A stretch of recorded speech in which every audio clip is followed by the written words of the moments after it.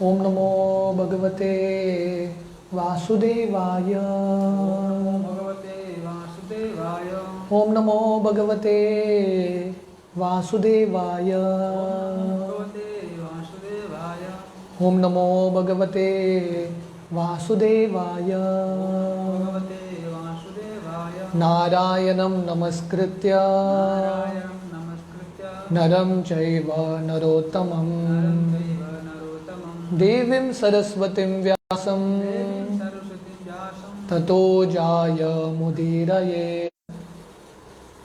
नष्टप्रायेषु अभद्रेषु नष्टप्रायेषु अभद्रेषु नित्यं भागवत सेवया भागवत सेवया भगवती उत्तमश्लोके भगवति उत्तमश्लोके भक्तिर्भवति नैष्टिके। भगवते नैष्टिके। कृष्णाय वासुदेवाय कृष्णाय वासुदेवाय देवकी नन्दनाय च नन्दनाय च नन्दगोपकुमाराय गोपकुमाराय गोविन्दाय नमो नमः। गोविन्दाय नमो नमः। नमो पङ्कजनाभाय पङ्कजनाभाय नमो पङ्कजमालिने नमो पङ्कजमालिने नमो पङ्कजनेत्राय पङ्कजनेत्राय नमस्ते पंकजांग्रये। नमस्ते पङ्कजाङ्घ्रये। हरे कृष्णा। तो आज श्रीला लोकनाथ गोस्वामी का 13वां दिवस है। तो आज हम लोकनाथ गोस्वामी के चरित्र के बारे में चर्चा करेंगे। तो वर्णन आता है श्रीला लोकनाथ गोस्वामी का जन्म हुआ था तालागरी करके एक गांव में। तो ये जैसोर डिस्ट्रिक्ट बंगाल में है। और ये जो लोकनाथ गोस्वामी हैं भगवान श्री कृष्ण के नित्य पार्षद हैं। जैसे हमने देखा कि बाकी जो षड गोस्वामी हैं वो सब भगवान के नित्य पार्षद हैं। राधा कृष्ण को असिस्ट करने के लिए उनके प्रमुख गोपियां रहते हैं, 8 गोपियां, और उनको असिस्ट करने के लिए मंजरीज होते हैं। तो लोकनाथ गोस्वामी भी वो मंजरी में से एक है। तो लोकनाथ गोस्वामी का जो जन्म है तालागरी गांव में होता है और उनके माता पिता का नाम है सीता और पद्मनाभ चक्रवर्ती। और पद्मनाभ चक्रवर्ती अद्वैताचार्य के बहुत प्रिय शिष्य हैं। तो इसलिए बचपन से ही लोकनाथ गोस्वामी को श्री कृष्ण के प्रति, चैतन्य महाप्रभु के प्रति बहुत आसक्ति था, फ्रॉम हिज अर्लीस्ट चाइल्डहुड। तो वर्णन आता है लोकनाथ गोस्वामी बचपन में अन्य बच्चों की तरह समय व्यर्थ नहीं करते थे खेल कूद में, पहले से ही विरक्त थे बचपन से ही। सो बहुत कम उम्र में वो अपना गांव छोड़ के नवदीप धाम जाते हैं चैतन्य महाप्रभु का संग करने के लिए। और चैतन्य महाप्रभु उनको नवदीप में उनके पार्षद के रूप में स्वीकार करते हैं। तो एक दिन चैतन्य महाप्रभु लोकनाथ गोस्वामी को अप्रोच करते हैं और लोकनाथ गोस्वामी को समझ में आता है कि श्री चैतन्य महाप्रभु बहुत जल्दी संन्यास स्वीकार करने वाले हैं, क्योंकि निमाई पंडित के रूप में लीला कर रहे थे। तो उनको पता चल गया कि चैतन्य महाप्रभु संन्यास लेंगे और उनका जो सुंदर बाल है उसको शेव करेंगे और उनका वस्त्र छोड़ के सन्यासी का वस्त्र पहनेंगे। तो लोकनाथ गोस्वामी इतना प्रेम करते थे भगवान से, चैतन्य महाप्रभु से, उनको ये जो विचार है कि भगवान श्री चैतन्य महाप्रभु सन्यास लेंगे, वो सोच के ही उनको उनके सोच के बाहर था। तो वो ये दृश्य देखना नहीं चाहते थे। इसलिए चैतन्य महाप्रभु को भी पता चलता है कि लोकनाथ गोस्वामी अभी मेरे सन्यास का वेश देखेंगे उनको और बुरा लगेगा, क्योंकि भगवान, सब भक्त जाते हैं कि भगवान भोग करे। जब चैतन्य महाप्रभु सन्यास स्वीकार करते हैं और जगन्नाथपुरी में रहते हैं तो वो ज़मीन पे सोते थे। तो बहुत सारे भक्तों को लगता था नहीं, भगवान को तो बिस्तर पे सोना चाहिए, तो बिस्तर आके देते थे। पर चैतन्य महाप्रभु बोलते थे नहीं, मैं ये बिस्तर पे नहीं सोऊंगा।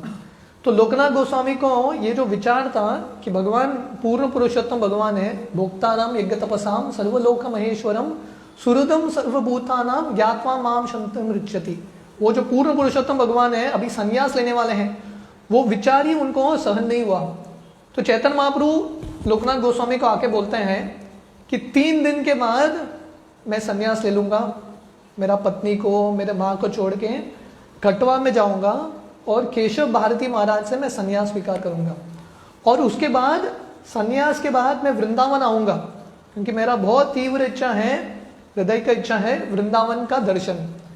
तो इसलिए मेरा आपसे विनती है, एक लोकनाथ गोस्वामी, आप वृंदावन जाइए और मेरे आने का अरेंजमेंट्स कीजिए। तो भगवान इस तरह से लोकनाथ गोस्वामी को भेज देते हैं वृंदावन, क्योंकि भगवान को पता चलता है कि लोकनाथ गोस्वामी ये सन्यास का जो लीला है वो देख नहीं पाएंगे। तो लोकनाथ गोस्वामी को बहुत बुरा लगता है कि अभी भगवान से विरह में उनको सेवा करना है, फिर भी भक्तों का कर्तव्य है भगवान का आदेश का पालन करना। श्री गुरु चरण पद्म चित्ते ते करिया ऐक्य, आर ना करी हो मने आश। तो ये जो गीत है जो गुरु पूजा में हम गाते हैं, वो नरोत्तम दास ठाकुर ने लोकनाथ गोस्वामी के लिए लिखा है ये गीत। तो वर्णन आता है, श्री गुरु चरण पद्म चित्ते ते करिया ऐक्य, आर ना करी हो मने आश, कि जब गुरु का आदेश आता है तो शिष्य को वो आदेश स्वीकार करना है, कठिन भी रहे तो स्वीकार करना है। जैसे कुरुक्षेत्र के रणभूमि में अर्जुन नहीं चाहते थे युद्ध करें, पर कृष्ण का इच्छा था कि अर्जुन को युद्ध करना है, तो इसलिए अर्जुन तैयार हो गए, करिष्ये वचनम तव। तो वैसे ही लोकनाथ गोस्वामी वो चैतन्य महाप्रभु को छोड़ के नहीं जाना चाहते थे, बचपन से ही चैतन्य महाप्रभु के पास रहने के लिए उनका इच्छा था, पर भगवान उनको बोलते हैं नहीं, आप जाइए वृंदावन। तो भगवान का आदेश स्वीकार करते हुए वो नवद्वीप छोड़ के वृंदावन जाते हैं। तो वर्णन आता है, वो जब नवद्वीप छोड़ के जाते हैं, जितने भी वैष्णव हैं उन सब का आशीर्वाद लेके जाते हैं। So this is Lokanath Goswami, Chaitanya Mahaprabhu के पहले शिष्य में से एक है जो वृंदावन जाते हैं। रूप गोस्वामी और सनातन गोस्वामी के काफी साल पहले लोकनाथ गोस्वामी वृंदावन जाते हैं। और वृंदावन जाने के बाद चैतन्य महाप्रभु संन्यास स्वीकार करते हैं। हम जानते हैं कटवा में केशव भारती महाराज से संन्यास स्वीकार करते हैं, और उसके बाद चैतन्य महाप्रभु वृंदावन की ओर भाग रहे हैं, वृंदावन वृंदावन करके भाग रहे हैं। और उस समय नित्यानंद प्रभु चल करते हैं चैतन्य महाप्रभु से, एक बच्चे को भेजते हैं और उनको बोलते हैं, चैतन्य महाप्रभु जब पूछेंगे वृंदावन का दिशा, तुम शांतिपुर का दिशा दिखाओ, अद्वैत आचार्य का घर। तो इस तरह से चैतन्य महाप्रभु को चल करके शांतिपुर लेके आते हैं, अद्वैत आचार्य के घर। और वहां पे भगवान की जो माँ है, चैतन्य महाप्रभु की माँ है सची माता, वो वहां पे आती है शांतिपुर में, और भगवान से विनती करती है कि आप वृंदावन मत जाइए, क्योंकि उस जमाने में बंगाल से वृंदावन काफी दूर था और बहुत कम वैष्णव जाते थे।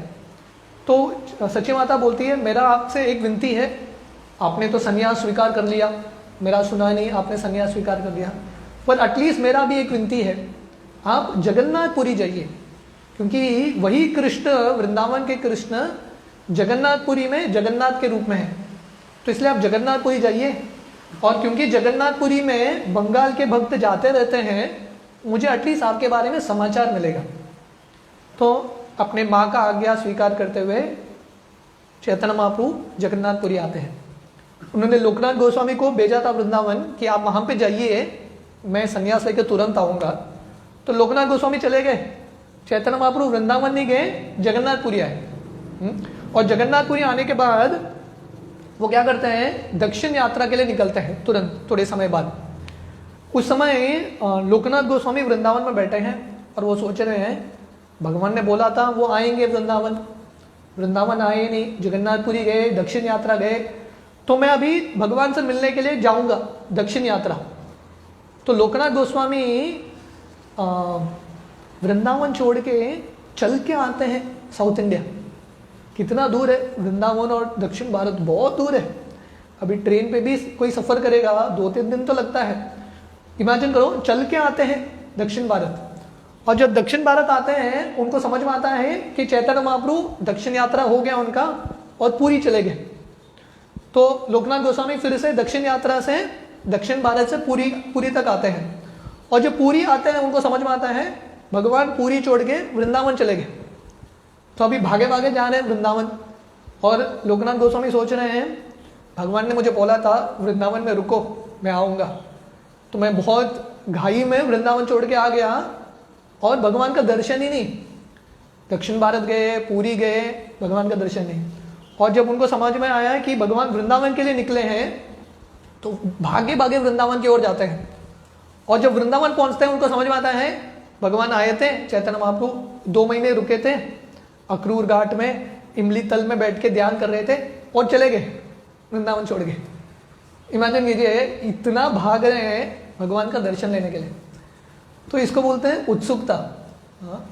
तो हमको जब चीज़ बहुत सुलभता से मिलता है ना, उसका मूल्य पता नहीं चलता। तो ये देखिए, ये यहाँ हमारे गोस्वामी ऐसे महान भक्त हैं कि भगवान का दर्शन प्राप्त करने के लिए इतना दूर चल के आना पड़ा, फिर भी भगवान का दर्शन नहीं है।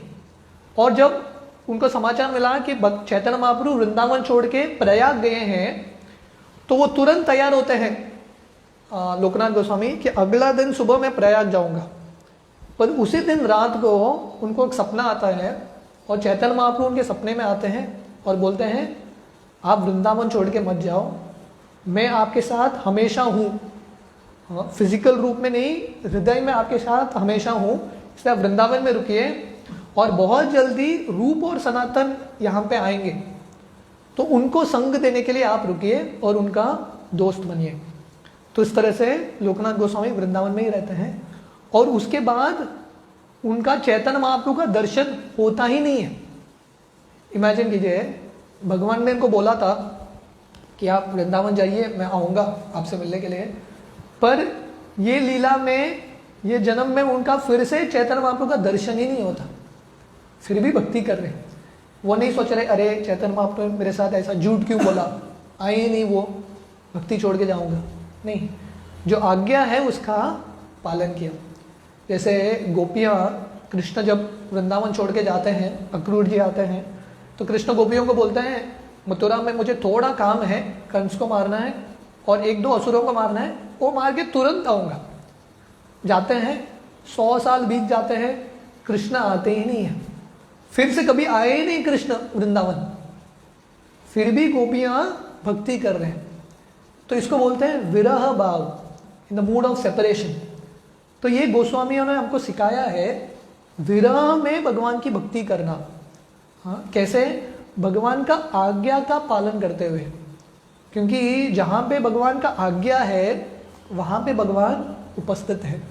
तो जैसे गोस्वामियों को भगवान का दर्शन नहीं हुआ, लोकनाथ गोस्वामी को नहीं हुआ, गोपियों को नहीं हुआ, फिर भी वो भक्ति कर रहे थे।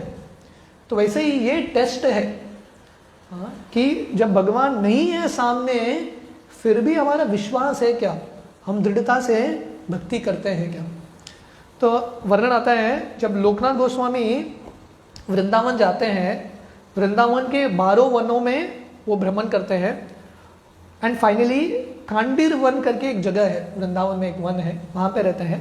और कांडीर वन के पास एक गांव है उमराव, वहाँ पे किशोरी कुंड है, उसके तट पे बैठ के भजन करते हैं। तो वृंदावन में अभी भी आप जाएंगे 350 से ज़्यादा गांव हैं पूरे व्रजमंडल परिक्रमा में, बहुत सारे गांव हैं। तो उमराव गांव में किशोरी कुंड है, तो वहाँ पे बैठ के भजन करते थे। और इनके बहुत निकट के दोस्त थे भूगर्भ गोस्वामी। तो वर्णन आता है ये 2 गोस्वामी हैं, लोकनाथ गोस्वामी और भूगर्भ गोस्वामी, सब गोस्वामियों में से श्रेष्ठ है, बहुत वरिष्ठ है, रूप सनातन से भी ज़्यादा वरिष्ठ है। तो भूगर्भ गोस्वामी के साथ निर्जन भजन करते हैं। उनको ये भौतिक दुनिया के प्रति बिल्कुल आसक्ति नहीं था और दिन रात निरंतर कृष्ण के नामों का स्मरण, कृष्ण के लीलाओं का स्मरण यही करते थे, कीर्तनीय सदा हरि। तो ये गोस्वामियों को जिंदगी था दिन रात सुबह शाम भगवान का भजन। तो ऐसे भजन करते करते किशोरी कुंड के तट में लोकनाथ गोस्वामी के हृदय में एक इच्छा उठता है। उनका इच्छा रहता है मुझे भी एक विग्रह की सेवा करनी है, अर्च विग्रह की सेवा करनी है। तो क्योंकि भगवान उनके हृदय में है और भक्तों के हर एक इच्छा को पूरा करते हैं। कौन्तेय प्रतिजानिहि न मे भक्त प्रणश्यति। तो कृष्ण गीता में बोलते हैं मेरे भक्तों का कभी नाश नहीं होगा और मेरे भक्तों का जो भी इच्छा होगा भगवान अवश्य पूरा करेंगे। तो लोकनाथ गोस्वामी क्योंकि इतने शुद्ध भक्त हैं, उनके मन में ये इच्छा उठा मुझे एक विग्रहों की सेवा करनी है। तो उसी दिन एक ब्राह्मण आता है, वो सीधा लोकनाथ गोस्वामी तक चल के आता है और एक थैली देता है। उस समय किशोरी कुंड में बहुत सुनसान जगह था, ये 500 साल पहले की कहानी है। वृंदावन वेरी क्वाइट प्लेस, कोई लोग नहीं आते थे। तो ये सुनसान किशोरी कुंड में लोकनाथ गोस्वामी भजन कर रहे हैं और सीधा एक ब्राह्मण आके उनके हाथ में एक थैली देता है और गायब हो जाता है। तो लोकनाथ गोस्वामी सोच रहे हैं कौन है ये ब्राह्मण, क्या दिया थैली में।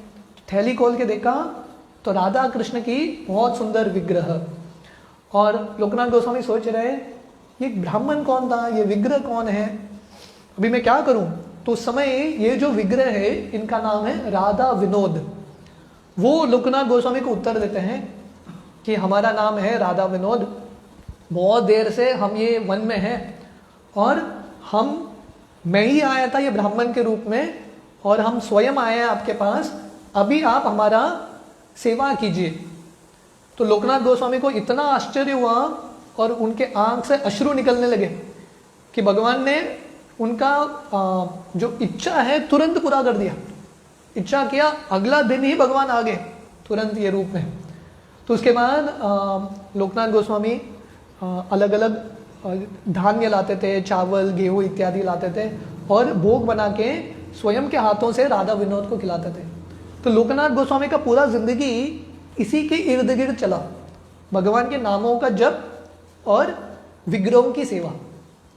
राधानाथ स्वामी महाराज उनके जर्नी होम पुस्तक में लिखते हैं, जब वो 1970s में वृंदावन गए थे, उस समय एक बाबा जी थे जिनका नाम था घनश्याम दास बाबा। तो ये एक्चुअली राजस्थान के बहुत रईस राज्य घराने से आए थे। तो जब वो आए छोटे बच्चे के रूप में वृंदावन, तो घनश्याम बाबा इतना आकर्षित हो गए वृंदावन के प्रति, उन्होंने अपने घर वालों को बोला आप जाओ घर, मैं रुकूंगा। तो घर वालों को लगा ये बच्चा सालों साल बीत गए, घनश्याम बाबा जाने के लिए तैयार ही नहीं। फाइनली उनके माता पिता ने एक पत्र लिखा, तुम आओगे नहीं तो तुमको कुछ प्रॉपर्टी नहीं मिलेगा, कुछ नहीं देंगे आपको। तो घनश्याम बाबा ने लिखा कि वृंदावन का एक कण, एक जो धूली है, एक कण, वो आपके पूरे दुनिया के जो धन है उससे कहीं ज्यादा है उसका मूल्य, तो यहीं पे रहूंगा मैं।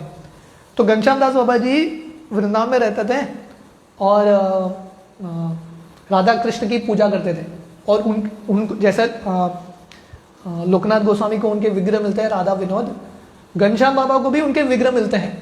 तो बहुत सुंदर एक कहानी है, वो यमुना के तट पे श्री राधा लिखते थे, जो बालू है रेत पे श्री राधा लिखते थे और वो नाम का पूजा करते थे, फूल चढ़ाते थे, कीर्तन करते थे।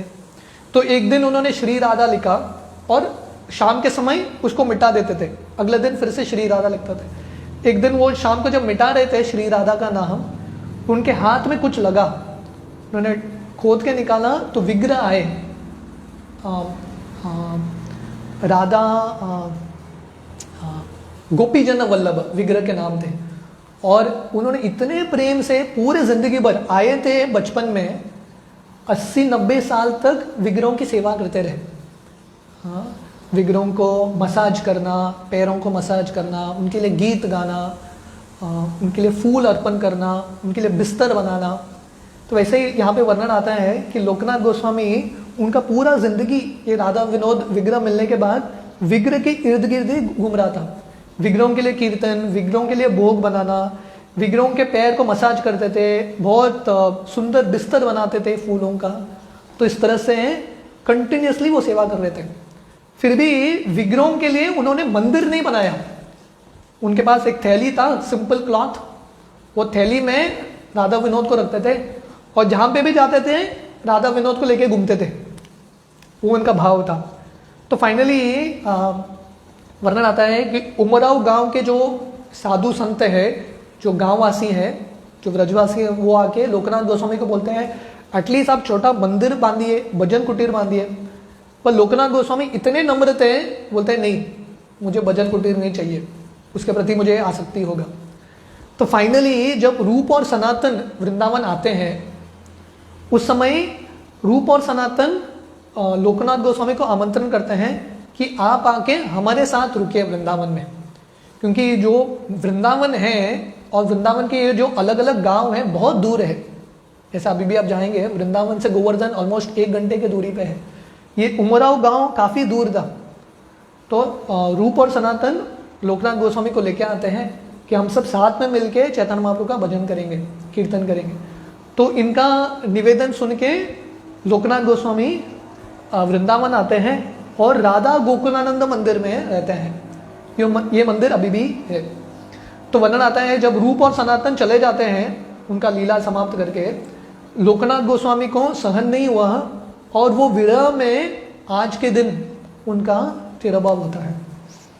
और एक बहुत महत्वपूर्ण कहानी है लोकनाथ गोस्वामी की ज़िंदगी में, वो है वो कैसे नरोत्तम दास ठाकुर को दीक्षा देते हैं। तो लोकनाथ गोस्वामी के एक ही शिष्य हैं नरोत्तम दास ठाकुर, क्योंकि लोकनाथ गोस्वामी इतने नम्र थे, उनको लग रहा था मैं किसी का गुरु बनने के लिए योग्य बिल्कुल नहीं हूं, तो किसी को दीक्षा देते ही नहीं थे। उनके सपने में भी ये नहीं था मुझे किसी को दीक्षा देना है। पर नरोत्तम दास ठाकुर के सपने में भगवान आते हैं और उनको बोलते हैं आप दीक्षा लो, लोकनाथ गोस्वामी से ही लो। और जब नरोत्तम दास ठाकुर वृंदावन में रहते हैं, जीव गोस्वामी के अंडर पढ़ रहे हैं, तो जीव गोस्वामी के प्रमुख 3 शिष्य हैं, नरोत्तम दास ठाकुर, श्यामानंद पंडित और श्रीनिवास आचार्य। तो भक्ति का जो शास्त्र है इन तीनों को सिखाते हैं जीव गोस्वामी। पर नरोत्तम दास ठाकुर का इच्छा होता है मुझे दीक्षा स्वीकार करना है लोकनाथ गोस्वामी से, क्योंकि नरोत्तम दास ठाकुर देखते हैं कि लोकनाथ गोस्वामी के अंदर इतना शुद्धता है, इतना नम्रता है। तो वो जाके लोकनाथ गोस्वामी को विनती करते हैं कि आप मुझे दीक्षा दीजिए।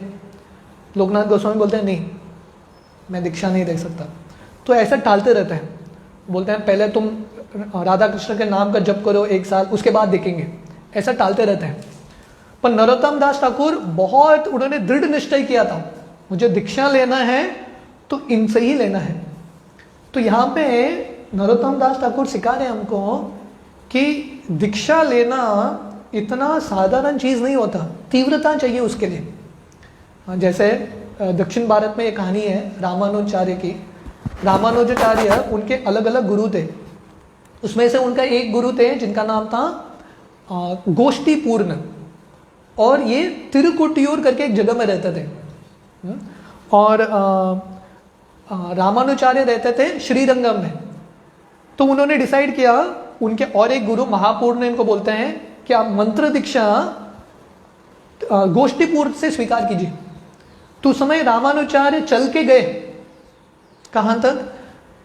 तिरुकोटियूर तक, श्रीरंगम से तिरुकोटियूर चल के गए और उन्होंने गोष्ठीपूर्ण को बोला कि मुझे आप दीक्षा दीजिए। गोष्ठीपूर्ण बोले नहीं, आपके पास योग्यता नहीं है, चले जाओ। वापस आए, फिर से गए, आप मुझे दीक्षा दीजिए। गोष्ठीपूर्ण बोले मैं भगवान से पूछ के बाद में बताऊंगा। वापस आए। ऐसा 17 बार चल के गए दीक्षा प्राप्त करने के लिए। जैसे हम देखते हैं भक्ति सिद्धांत सरस्वती, शिला प्रभुपाद के गुरु भक्ति सिद्धांत सरस्वती गौर किशोरदास बाबा जी महाराज के पास जाते हैं और बोलते हैं मुझे दीक्षा दीजिए। गौर किशोरदास बाबा जी बार बार टालते हैं कि भगवान से पूछूंगा, मैं चैतन्य महाप्रभु से पूछूंगा। तो इतने बार बार टालने के बाद जब भक्ति सिद्धांत सरस्वती बोलते हैं आप मुझे दीक्षा नहीं देंगे तो मैं खुदकुशी कर लूंगा, फाइनली गौर किशोरदास बाबा जी दीक्षा देते हैं। तो वैसे ही लोकनाथ गोस्वामी नरोत्तम दास ठाकुर को दीक्षा देने के लिए तैयार ही नहीं है, पर नरोत्तम दास ठाकुर ने टाल लिया, मुझे दीक्षा लेना है तो इनसे ही लेना है। तो वो क्या करते थे, नरोत्तम दास ठाकुर लोकनाथ गोस्वामी जो जगह पे यमुना के तट पे जहाँ पे मल मूत्र त्यागते थे वो जगह को जाके साफ करते थे, क्योंकि लोकनाथ गोस्वामी किसी को सेवा करने का अवसर ही नहीं देते थे, नो चांस। जैसे मैं घनश्याम बाबा का कहानी बता रहा था, राधानाथ महाराज जर्नी हो में लिखते हैं जब इतने नम्र थे घनश्याम दास बाबा जी, जब राधानाथ महाराज नवयुवक थे उस समय, वो जाके घनश्याम बाबा को बोलते हैं आप यमुना से पानी लेके आते हो राधा गोपी जन्म वल्लभ के लिए, मैं लेके आता हूँ। बोलते नहीं, मैं ही करूँगा। तो सब सेवा वही करते थे, किसी को अवसर ही नहीं देते थे सेवा करने के लिए, इतने नम्र थे। तो वैसे ही लोकनाथ गोस्वामी किसी को अवसर नहीं देते थे उनका सेवा करने के लिए। पर नरोत्तम दास ठाकुर ने एक सेवा ढूंढ के निकाला। वो क्या करते थे, जो जगह पे लोकनाथ गोस्वामी मलमूत्र त्यागने के लिए जाते थे, रात को वो जगह को साफ करते थे, पानी रखते थे, वो जगह साफ करते थे। ऐसे बहुत दिन चला।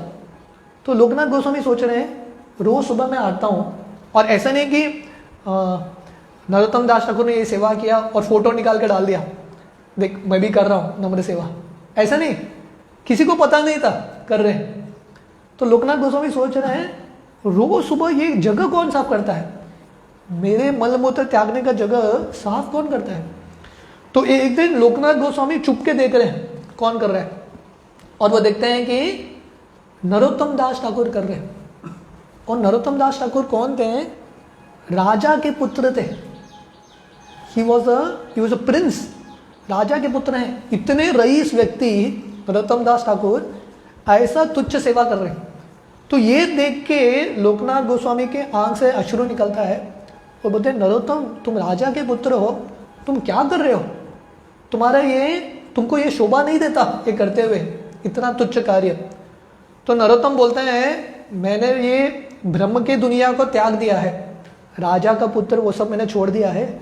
मेरा जिंदगी का एक ही धन है, वो क्या है, गुरु की सेवा। आपका सेवा ही मेरा एक ही धन है, और आपका जो चरण कमल है वो मेरा एक ही आश्रय है।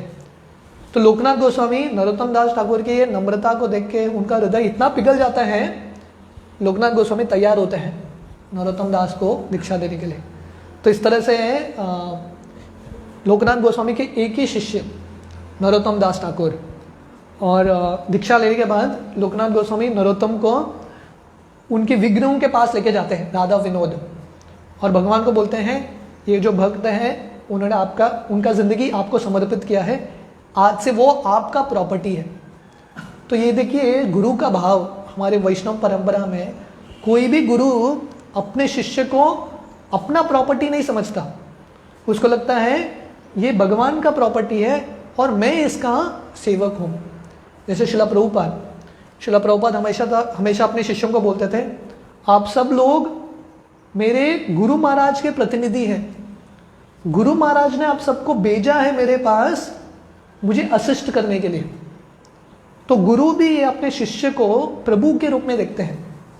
इसलिए गौर किशोरदास बाबा जी भक्तिसिद्धांत सरस्वती को दीक्षा देते हैं, पर भक्तिसिद्धांत सरस्वती को प्रभु करके संबोधित करते थे। और जब उनके शिष्य भक्तिसिद्धांत सरस्वती प्रवचन देते थे, गौर किशोरदास बाबा जी महाराज जो उनके गुरु हैं वो प्रवचन में जाके बैठते थे और सुनते थे। तो इस तरह से ये बहुत सुंदर कहानी है कैसे लोकनाथ गोस्वामी नरोत्तम दास ठाकुर को दीक्षा देते हैं। और नरोत्तम दास ठाकुर लोकनाथ गोस्वामी के गुणगान में ये गीत लिखते हैं, this like a very famous song. तो आज हम 2 भजन गाएंगे, एक तो श्री गुरु चरण पद्म, एंड देन क्योंकि आज लोकनाथ गोस्वामी का 13वां दिवस है, तो वैष्णवों के 13वां दिवस पे हम और एक गीत गाते हैं, जे आनी लो प्रेमधन। So we will sing these 2 songs.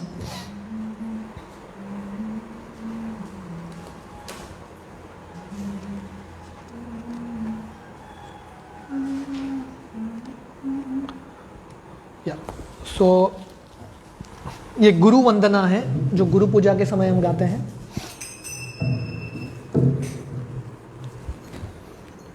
Shri गुरु चरण पद्म केवल भक्ति सद्मा, गुरु चरण पद्म केवल भक्ति सद्मा। श्री गुरु चरण पद्म केवल भक्ति सद्मा।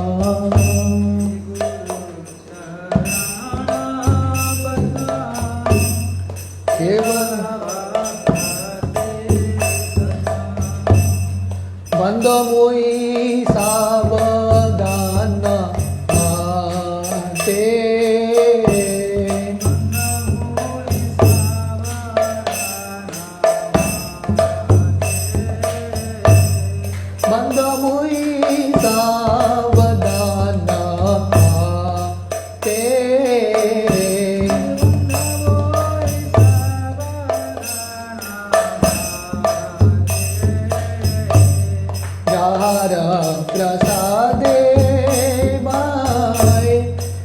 भवतरिया जाय।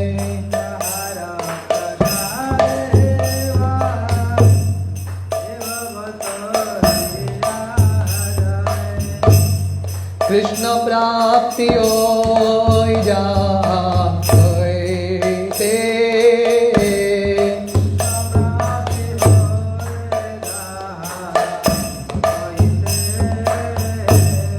कृष्ण प्राप्ति होय जाते।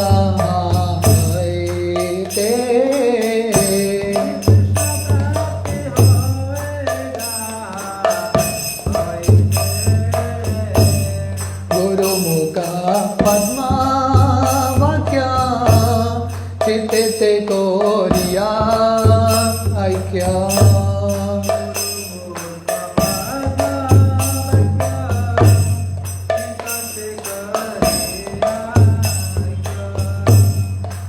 न कोरियो मने आशा,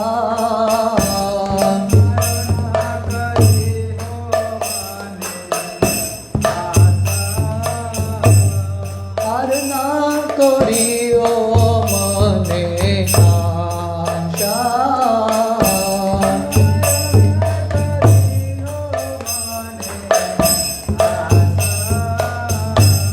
श्री गुरु चरणे रति ऐसे उत्तम गति।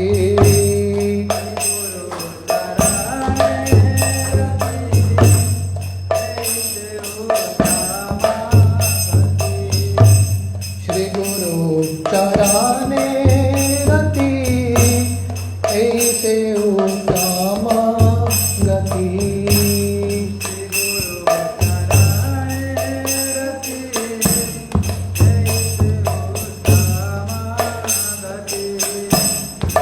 प्रसादे पूरे सर्व आशा,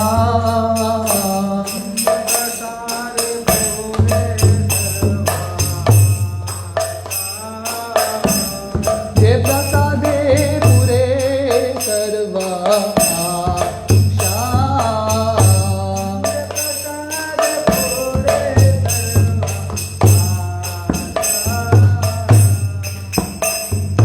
चक्षुदान दिलो जय जन्मे जन्मे प्रभु से। चक्षुदान दिलो जय जन्मे जन्मे प्रभु से। दिव्य ज्ञान हृदय प्रकाशितो,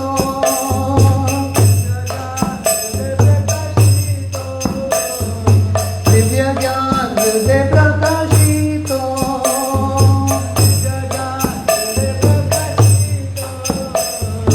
प्रेम भक्ति जाते अविद्या विनाश जाते। प्रेम भक्ति जहाँ होते अविद्या विनाश जाते। वेद गाय जार चरितो,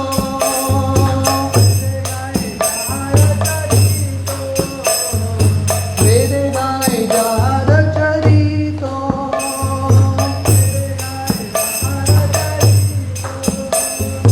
श्री गुरु करुणा सिंधु आदम जनार बंधु।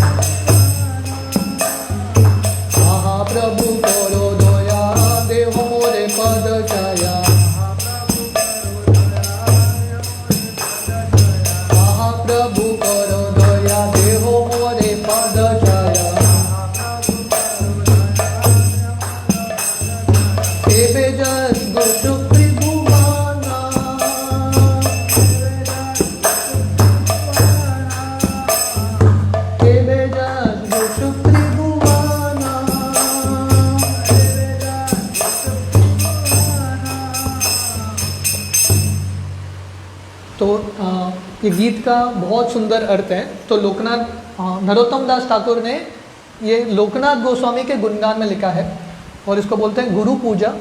तो इस्कॉन के हर एक मंदिर में रोज सुबह ये गुरु पूजा होता है। तो यहाँ पे वर्णन है, श्री गुरु चरण पद्म केवल भक्ति सद्म। तो भक्ति पाने का केवल एक ही तरीका है, श्री गुरु चरण पद्म।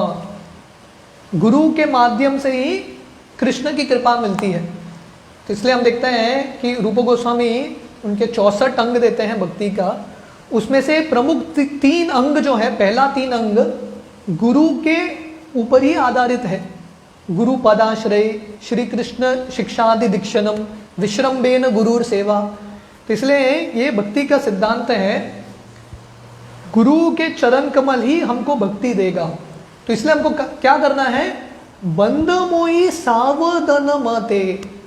तो इसलिए गुरु का पूजा कैसा करना है, बहुत सावधान से, बहुत आदर से गुरु का सेवा करना है। यस्य प्रसादात भगवत प्रसादो, क्योंकि गुरु का सेवा करके गुरु की कृपा मिलके भगवान की कृपा मिलेगी। इसलिए नरोत्तम दास ठाकुर लिख रहे हैं, बंद मोहि सावधान मते, बहुत सावधान के साथ गुरु की सेवा करना है। जहार प्रसादे बाय ए भव तरिया जाए, जिसको गुरु की कृपा मिलती है ये भव सागर पे विजय प्राप्त करता है। ए भव तरिया जाए, ये भव सागर को पार करता है। कौन पार करता है, जिसने गुरु की कृपा पाया है। कृष्ण प्राप्ति होय जाहते, ऐसे व्यक्ति को कृष्ण की प्राप्ति होती है। गुरु मुख पद्म वाक्य चित्ते ते कोरिया ऐक्य, आर ना करी हो मने आश। तो बहुत सुंदर लिख रहे हैं। तो बोल रहे हैं गुरु के मुख से जो वाक्य निकलता है, चित्ते ते कोरिया ऐक्य, हमको वो ऑब्जॉर्व करना है, हमारे चेतना में स्वीकार करना है। जैसे श्रील प्रभुपाद गीता के तात्पर्य में लिखते हैं, व्यवसायत्मका बुद्धि एकेह कुरु नंदन, कि हमको शिष्य का कर्तव्य है गुरु के आज्ञा को अपना प्राण और धन मानना। तो इसलिए वर्णन है, श्री गुरु पद्म वाक्य चित्ते ते कोरिया ऐक्य, आर ना करी हो मने आश। तो नरोत्तम दास ठाकुर प्रार्थना कर रहे हैं, हे मन और कुछ इच्छा मत रखो, और कुछ आशा मत रखो, एक ही आशा है, गुरु का आज्ञा, बस उतना ही पालन करना है। श्री गुरु चरणे रति ए से उत्तम गति, जे प्रसादे पूरे सर्व आश। तो जिसको गुरु के चरण कमल के प्रति रति उत्पन्न होता है, आसक्ति उत्पन्न होता है, उसका गति बहुत उत्तम होता है। श्री गुरु चरणे रति सही से उत्तम गति, उसका गति बहुत श्रेष्ठ होता है। जे प्रसादे पूरे सर्व आश, तो गुरु का जो कृपा है, गुरु का जो प्रसाद है, उससे हमारे सब इच्छाओं का पूर्ति होगा। अलग सा इच्छा करने की जरूरत नहीं है, गुरु की सेवा करो।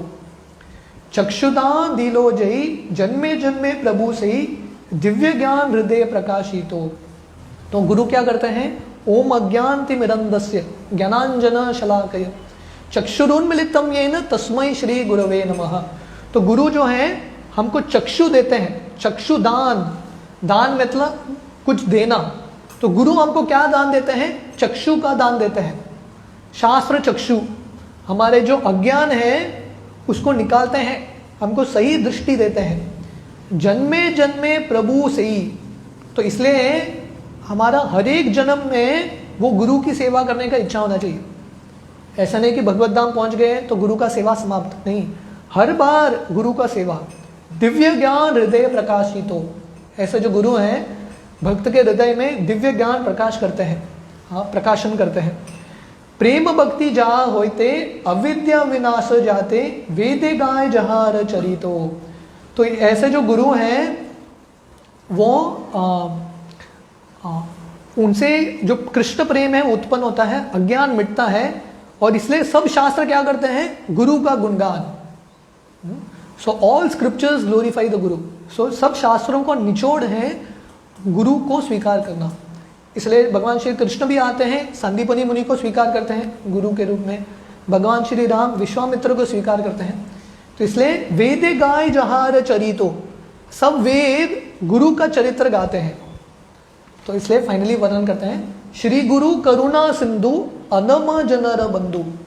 जो गुरु हैं करुणा सिंधु हैं, जैसे कृष्ण करुणा सिंधु हैं, वैसे कृष्ण का करुणा लेके गुरु आते हैं।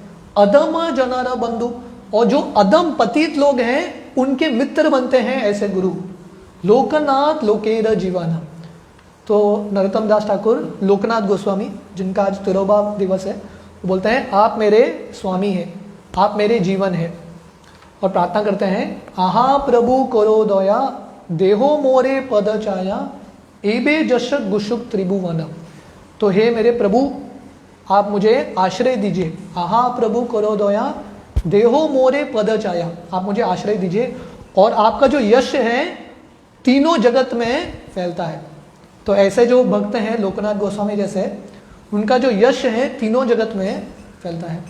तो इस तरह से नरोत्तम दास ठाकुर उनके गुरु लोकनाथ गोस्वामी का गुणगान करते हैं।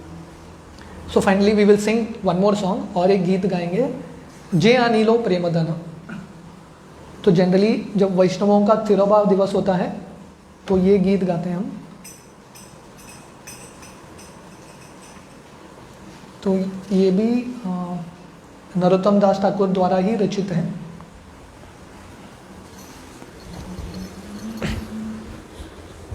जे अनिलो प्रेमधन करुणा प्रचुर,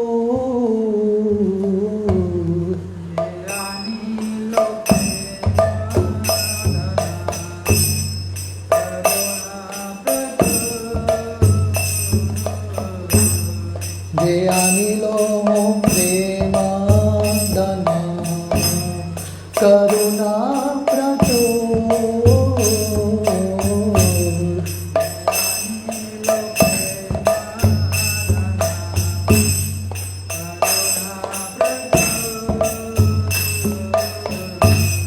हेनो प्रभु पोता गेला आचार्य ठाकुर,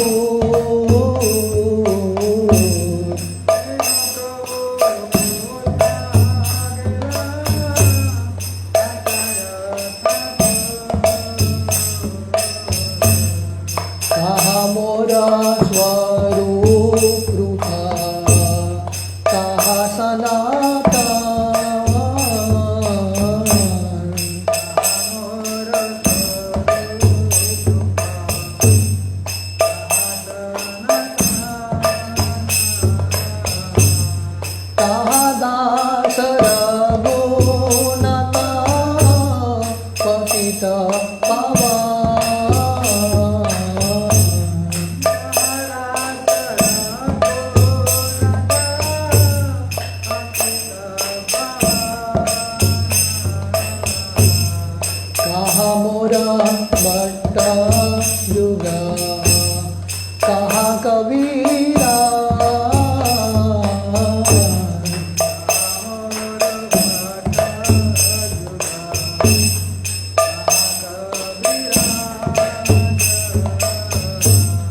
एक काले पोता गेला गोर नटरा,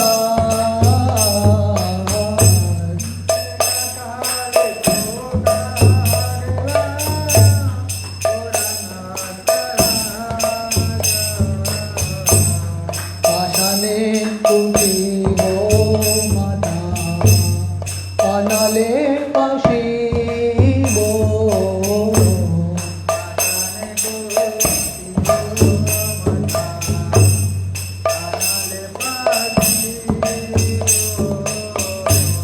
गौरंगा गुणेरा निधी पोता गेले पाबो,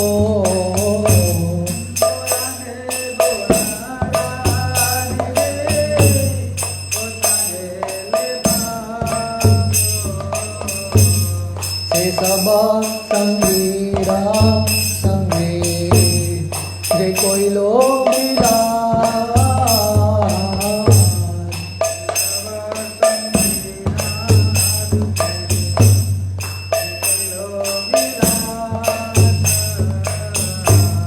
से संगना पाया कांदे नरोत्तम दास,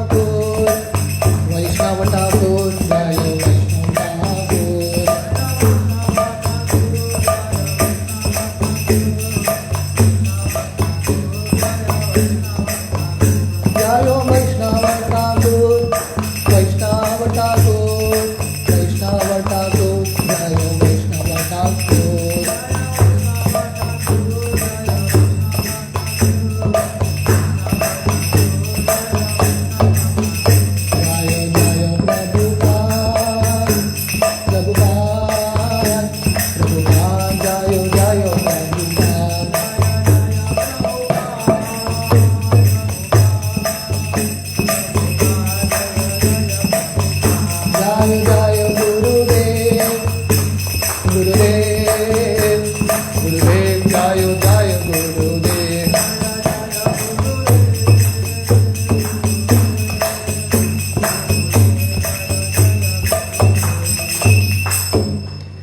मैं इसका सिर्फ मीनिंग पढ़ूंगा।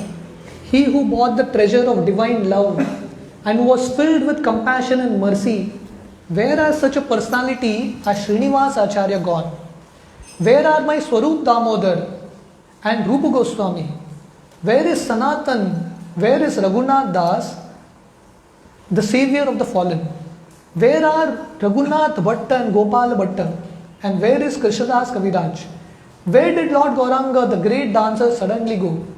I will smash my head against the rock and enter into the fire. Where will I find Lord Gauranga, the reservoir of all wonderful qualities? Being unable to obtain the association of Lord Gauranga, accompanied by all these devotees, in whose association he performed his pastimes, Narottam Das simply weeps. तो आज के दिन हम लोकनाथ गोस्वामी से प्रार्थना कर सकते हैं कि उनका जो कृपा है, जैसे नरोत्तम दास ठाकुर उनके गीत में लिखते हैं, उनका थोड़ा भी कृपा हमको मिलेगा तो हमारा ये भवबंधन से छुटकारा प्राप्त होगा। तो स्पेशली आज के दिन वैष्णवों का जो तिरोभाव है, आविर्भाव है, इन दिनों में ये महान आचार्यों से प्रार्थना करना बहुत इम्पोर्टेंट है, क्योंकि उनके कृपा से ही जे प्रसादे पाई ये भव तरिया जाए। जब उनका प्रसाद कृपा मिलेगा तब ये भवसागर से हमको छुटकारा मिलेगा। शिला लोकनाथ गोस्वामी महाराज की जय। शिला लोकनाथ गोस्वामी तिरोभा महामहोत्सव की जय। हरे कृष्ण।